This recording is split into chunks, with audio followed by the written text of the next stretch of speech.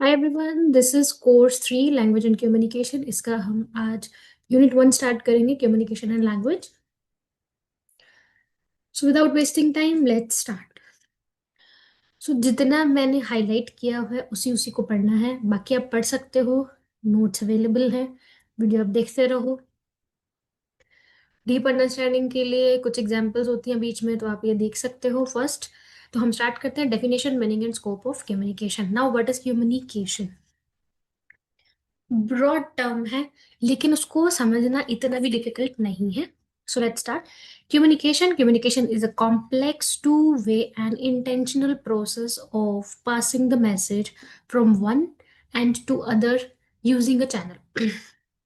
देखो, कम्युनिकेशन बहुत complex two way process है। मीन्स टू वे कैसे? मैं बोल रही हूँ, एक इंसान सुन रहा है। इट इज इंटेंशनल, क्योंकि हम किसी से बात कर रहे हैं तो कोई ना कोई बात होगी कि मैंने कोई मैसेज सेंड करना है। कोई चैनल होगा जिसके थ्रू मैसेज सेंड कर रहे हैं। अब वो चैनल क्या है वो हम आगे देखते हैं। So the same definition can be express in the form of following. ये लीनियर डायग्राम है जिसके थ्रू में हम मैसेज देख भी सकते हैं कि इस तरीके से मैसेज को बोला जाता है। एनकोडर, यानी कि जैसे मैं आपसे बात कर रही हूँ, आप डिकोडर हो गए।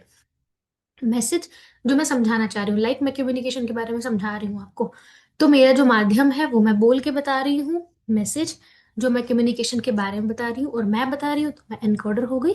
और आप सुन रहे हो तो आप डिकोडर हो गए। Okay. The process involves minimum 4 aspects. इसमें 4 एस्पेक्ट्स मिनिमम होते हैं। एनकोडर मैं, मैसेज जो मैसेज मैं बोल रही हूँ, डिकोडर और चैनल, कौन सा चैनल है। नेक्स्ट, एनकोडर कौन हो गया? Sender. Who initiate the message, जो मैसेज को इनिशिएट कर रहा है यानी कि मैं। डिकोडर जो रिसीव कर रहा है यानी कि आप। Who has interpret the message send by the encoder, भी मेरे द्वारा मैसेज बोला जा रहा है। और डिकोडर जो आप सुन रहे हैं। मैसेज मैटर है।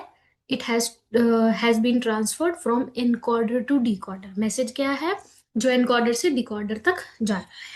Example, if I say hello, how are you? Hello.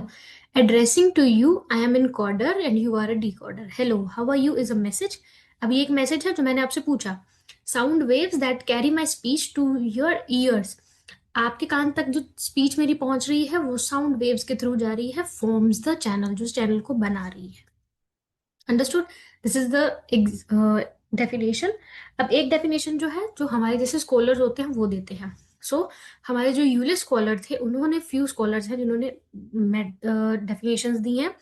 तो उसमें 2 टाइप्स हैं। So messages are of 2 types. 2 type के मैसेजेस होते हैं, communicative messages and informative messages. आप सुन रहे हो, suppose you are listening to the speech of an individual, that person is talking and you listening, called the communication. मैं बोल रही हूँ, आप सुन रहे हो, that is a communication. The person talking therefore is a communicative message. The talker give these messages intentionally. मैं आपसे बात कर रही हूँ, मेरी एक इंटेंशन है कि मुझे आपको समझाना है या मैं मुझे आपसे बात करनी है। That message is intentionally. Okay. ये ना आप चीज पढ़ सकते हो आगे जो भी है। मैंने हाईलाइट इसलिए किया है क्योंकि आपके सिलेबस में जितना जितना इंपॉर्टेंट है, जितना क्वेश्चन के रिगार्डिंग में है, वो आप कर सकते हो। सो नेक्स्ट है क्लासिफिकेशन। हम कम्युनिकेशन सिस्टम की क्लासिफिकेशन 2 तरीके से करते हैं, which is animal versus human. अब एनिमल कम्युनिकेशन में क्या है और ह्यूमन कम्युनिकेशन में क्या है, let's discuss. Staying animal communication help us to understand the complex nature and basic concept of communication। जब हम एनिमल कम्युनिकेशन की बात करते हैं, हमने अक्सर सुना होगा कि हम जब भी कोई रिसर्च करते हैं, कोई भी चीज एक्सपेरिमेंट करते हैं, तो पहले एनिमल्स पे करते हैं, उसके बाद ह्यूमंस पे करते हैं। वैसे ही कम्युनिकेशन के बारे में जब अंडरस्टैंड किया जाता है, तो that is the complex nature and the basic concept of communication जहां से आया, वो हमने पहले एनिमल पे स्टडी किया। It gives you better understanding, better insight into the range of communication system which exist and are used, which it also extremely interesting area of studies where scholars spent years of years, scholars ने spend किए हैं animal communication पे, जो research करी है या जो अपना विजन, एक विजन डेवलप किया है, वो किस तरीके से किया है। The study to uncover complex communication system of birds, dolphins and honey bees. इन सब पे इन्होंने बहुत टाइम तक, बहुत सालों तक जो रिसर्च करी है जो कम्युनिकेशन सिस्टम पे वो की है, वो किस तरीके से, क्या पता चला उसमें से, क्या किया है। अनदर इम्पॉर्टेंट रीजन, क्या इम्पॉर्टेंट रीजन है हमारा एनिमल कम्युनिकेशन को स्टडी करने का, is to compare it with the human communication, particularly with language used by the humans. Chomsky का बहुत स्ट्रॉन्गेस्ट व्यू था, जिन्होंने क्लेम किया था that the acquisition of even the barest barest rudiments of language is quite beyond the capabilities of an otherwise intelligent। Chomsky ने बोला था this is the acquisition of जो लैंग्वेज है, जो हमारी लैंग्वेज की एक्विजिशन है ना, उनका पॉइंट ऑफ व्यू ये बोलता था the acquisition even the barest language का है, इट्स बियॉन्ड द कैपेबिलिटीज, वो कैपेबिलिटीज के बियॉन्ड है। He created the interest in research who either wanted to support or oppose Chomsky। अब जैसे जैसे आगे व्यू आता गया कि चॉम्स्की आए, उसके बाद और भी स्कॉलर्स आए जिन्होंने अपना व्यू दिया है, वो आगे है one of the important reason for the extensive research. बहुत इंपॉर्टेंट रिसर्च का, ये रिसर्च की जो हमने रिसर्च करी थी, या जो स्कॉलर्स ने रिसर्च करी थी, वो बहुत इंपॉर्टेंट रीजन क्या था कि एनिमल कम्युनिकेशन पे रिसर्च करी जाए, ताकि हमें नेचर वर्सेस नर्चर की जो कंट्रोवर्सी है वो लैंग्वेज इक्विजिशन से कैसे है उसका पता चले। तो it is one of the important reason for extensive research into human communication is to shed light on the nature versus nurture controversy linked with the language acquisition।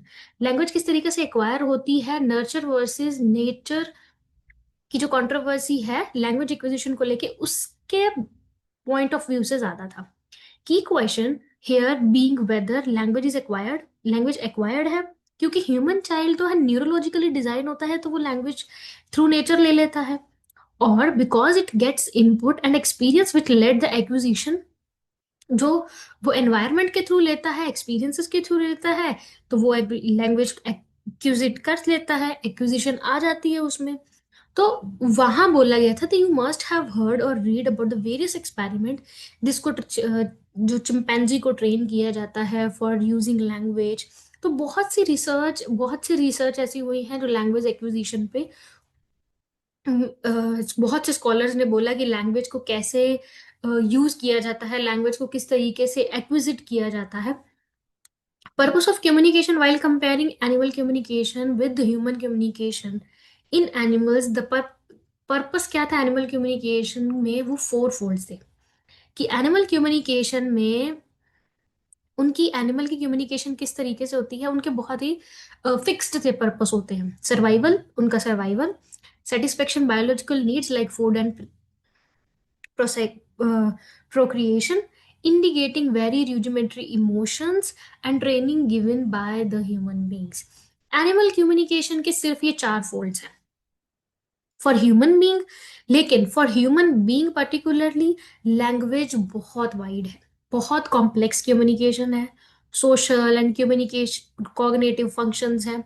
तो ह्यूमन बीइंग के लिए सिर्फ चार फोल्ड्स तक हमारी communication नहीं रहती। Human के लिए linguistic and non linguistic communication, दो तरीके की कम्युनिकेशन आ जाती है। अब लिंग्विस्टिक है, एक नॉन लिंग्विस्टिक है।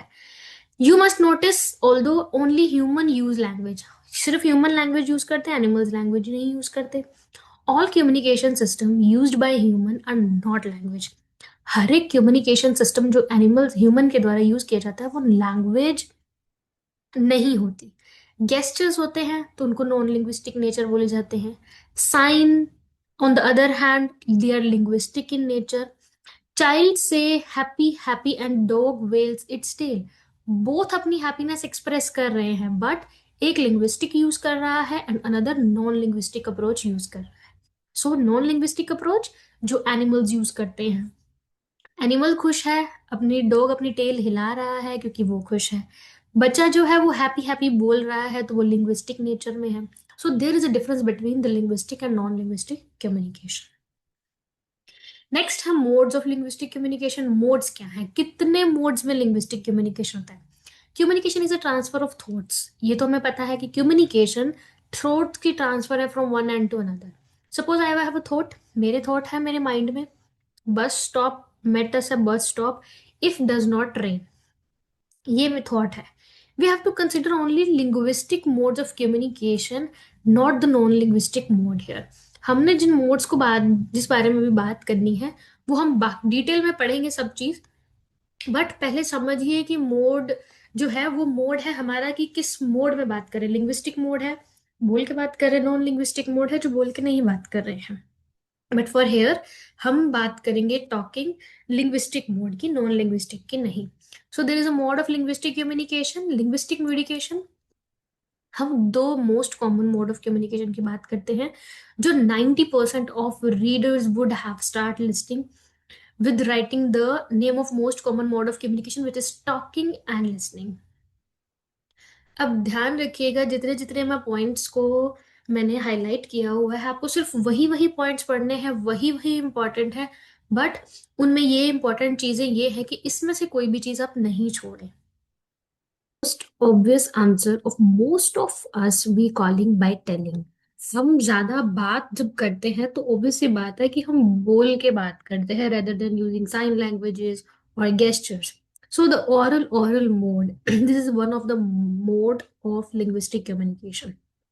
Oral mode simply क्या मतलब है? Listening and speaking, सुनना और बोलना. It is better to use the term oral rather than oral because we all know oral means AURAL/oral. वो क्यों बोला जाता है? That means we know that reception is prerequisites of expression. पहले हम समझते हैं फिर हम बोलते हैं. That's why that is AURL/ORL. Hence it comes before expression. This linguistic mode is commonly referred, जिसे बोलते हैं, this is a primary mode of communication, simply because it comes naturally and automatically to non impaired person. If there is, unless and until if there is a person जिनकी हम बोलते हैं कि by birth जिन्हें सुनने में problem नहीं है, दिस कम्स ऑटोमेटिकली.